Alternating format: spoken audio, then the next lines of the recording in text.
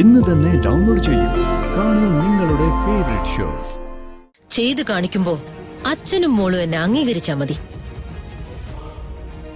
കളരിക്കൽ കുടുംബത്തിന്റെ സമ്പത്തും നവീന്റെ സ്നേഹവും അനുഭവിക്കാൻ എന്റെ മകള് തന്നെ വേണോന്നാ ഞാൻ ആഗ്രഹിച്ചത്.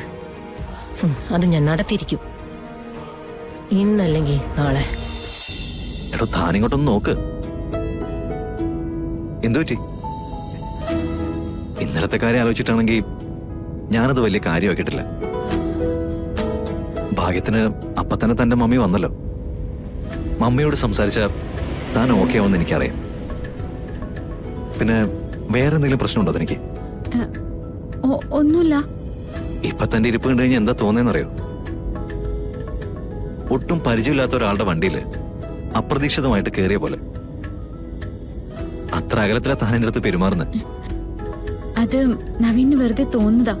പരസ്പരം കണ്ട് എത്രയോ നാളുകൾക്ക് ശേഷം എന്റെ സ്വന്തമായതാ താൻ. ഇനി നമ്മൾ തമ്മില് യാതൊരു അകലവുമില്ല, നമ്മളൊന്നാ. എടോ, ഈ ജീവിതം എന്ന് പറയുന്നത് നമ്മള് ഏറ്റെടുത്ത ചില പ്രൊജക്ടുകൾ പോലെ. അതെത്ര ഭംഗിയായിട്ട് നമ്മൾ ഡിസൈൻ ചെയ്യുന്നു, അത്രയും നമ്മളെ കൊതിപ്പിച്ചുകൊണ്ടിരിക്കും. സത്യം പറഞ്ഞ ജീവിതത്തെക്കുറിച്ച് എനിക്ക് ചില കൂടിയ കൺസെപ്റ്റുകളൊക്കെ ഉണ്ട്. അതൊക്കെ ഒന്നിച്ച് നടപ്പായ നമ്മുടെ ജനറേഷൻ ഉണ്ടല്ലോ, അവര് നമ്മളെ നോക്കി പറയണം, ജീവിക്കുന്നെങ്കിൽ അവരെ പോലെ ജീവിക്കണമെന്ന്, സന്തോഷിക്കണമെങ്കിൽ അവരെ പോലെ സന്തോഷിക്കണമെന്ന്. പിന്നെ അതിന് നല്ല നല്ല ഐഡിയാസ് ഒക്കെ ഉണ്ടെങ്കിൽ തനിക്ക് പറയാൻ കേട്ടോ. എനിക്ക് അങ്ങനെയൊന്നും പറയാൻ അറിയില്ല നവീൻ. ഓക്കെ, ടോട്ടലി എനിക്ക് തോന്നുന്ന ഒരു കാര്യം ഞാൻ തന്നോട് ചോദിക്കട്ടെ. എന്താ? താൻ ശരിക്കും ഗാഥ തന്നെയാണോ? നോ, താൻ ഗാഥയല്ല.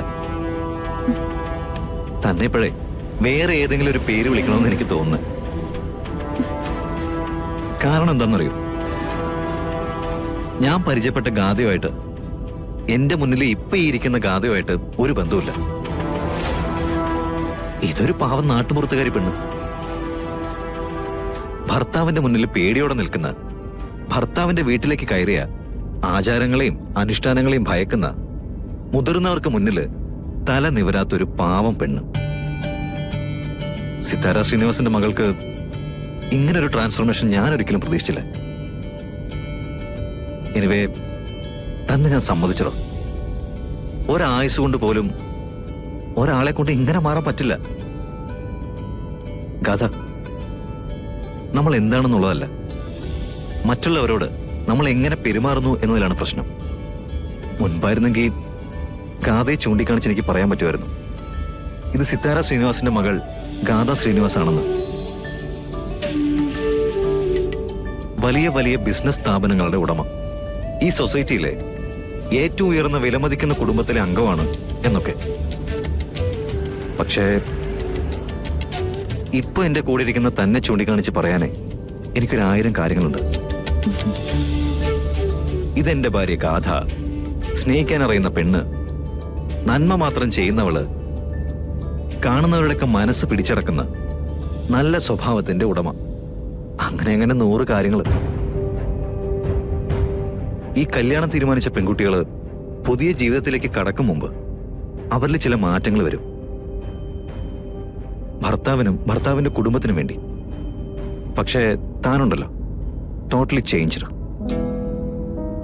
ഒരു ജന്മം തന്നെ മാറ്റി പണിതെടുത്ത പോലെ. Thank you. തന്റെ ഈ വേഷം മാറലിന് ഒരുപാട് താങ്ക്സ്.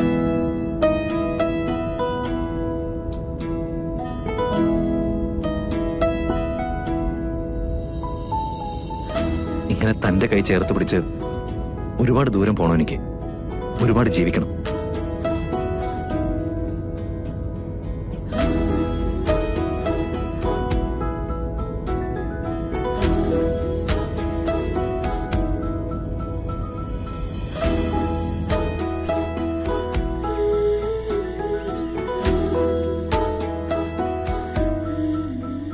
നിർമ്മലേ, ഒരു കാര്യം ചോദിച്ചാ നീ സത്യം പറയൂ. കാശും പണ്ടവുമായിട്ട് ആ മന്ത്രവാദി മൊത്തത്തിൽ എത്ര കൊണ്ടുപോയി? നീ ഉത്തരം പറയില്ലെന്ന് എനിക്കറിയാം. കാരണം തോറ്റ ചരിത്രം കേൾക്കുന്നത് കളരിക്കൽ നിർമ്മലയ്ക്ക് ഇഷ്ടമല്ലല്ലോ. പക്ഷെ ജയിച്ച ചരിത്രം പറയാനാണെങ്കിൽ ഒരു പ്രാവശ്യം പോലും ജയിക്കുന്നുമില്ല. ഏതോ ഒരുത്തന്റെ അടുത്ത് ചെന്നപ്പോ അയാൾ ഒരു ശാപത്തിന്റെ കഥ പറഞ്ഞു. നീ അത് പൂർണ്ണമായും വിശ്വസിച്ചു, കാശിറക്കി. തട്ടിപ്പിന്റെ കാര്യം അവന്റെ കയ്യിൽ നിൽക്കുന്നില്ല എന്ന് മനസ്സിലായപ്പോ അവനെക്കാളും വലിയൊരു തട്ടിപ്പുകാരനെ കൊണ്ടുവന്നു. നീ അവനെയും വിശ്വസിച്ചു, അവനും കാശ് കൊടുത്തു. എന്നിട്ടിപ്പോ എന്തായി? കല്യാണവും കഴിഞ്ഞു, ആതിരാത്രയും കഴിഞ്ഞു, നേരവും പുലർന്ന് പെണ്ണതേ ഒരു കുഴപ്പമില്ലാതെ നമ്മുടെ മുമ്പിൽ വന്ന് ദേ നിൽക്കുന്നു. ഇപ്പന്തേ നവീനെ അവളെയും കൊണ്ട് ഊരുചുറ്റാൻ പോകാൻ വേണ്ടി നിൽക്കുക. ഇനിയിപ്പൊ ഇത് വിളിച്ചു പറഞ്ഞ മന്ത്രവാദി പറയും ഊരു ചുറ്റുന്നതിനിടയിലാണ് സംഭവിക്കാനുള്ളതെല്ലാം സംഭവിക്കാൻ പോകുന്നത്. നീ അതും വിശ്വസിക്കും. അതാണ് നിന്റെ വിധി. ഒന്നും മിണ്ടാതിരിക്കുന്നുണ്ടോ? മനുഷ്യകത്തലേക്ക് ഭ്രാന്തെടുത്തിരിക്കുക. അച്ഛൻ പറഞ്ഞതിൽ എന്താ തെറ്റ്? എന്തെങ്കിലും ഒരു കാര്യം അച്ഛൻ പറഞ്ഞു തുടങ്ങുമ്പോഴേക്കും അമ്മ അച്ഛനെ നിയന്ത്രിക്കുമായിരുന്നല്ലോ. അമ്മ ഞങ്ങളെ പറഞ്ഞു പറ്റിച്ചതിന് കയ്യും കണക്കുണ്ടോ? ഇപ്പൊ ചത്തു വീഴുന്ന് പറഞ്ഞ് ഞങ്ങള് കുറെ നോക്കിയിരുന്നല്ലേ. സഹിക്കാതാവുമ്പോ ചിലപ്പോ പറഞ്ഞു നിരിക്കും. നീ തന്നെ ഇത് എന്നോട് പറയണം. നിനക്ക് വേണ്ടിട്ടില്ലേ ഞാൻ ഇതൊക്കെ ചെയ്തു കൂട്ടിയത്? മതി, കുറെ നാളായി ഞാനിത് കേൾക്കാൻ തുടങ്ങിയിട്ട്. എനിക്ക് വേണ്ടി ചെയ്ത കാര്യങ്ങളിൽ എന്തെങ്കിലും ഒന്ന് വിജയിപ്പിക്കാൻ അമ്മയെ കൊണ്ട് പറ്റിയിട്ടുണ്ടോ?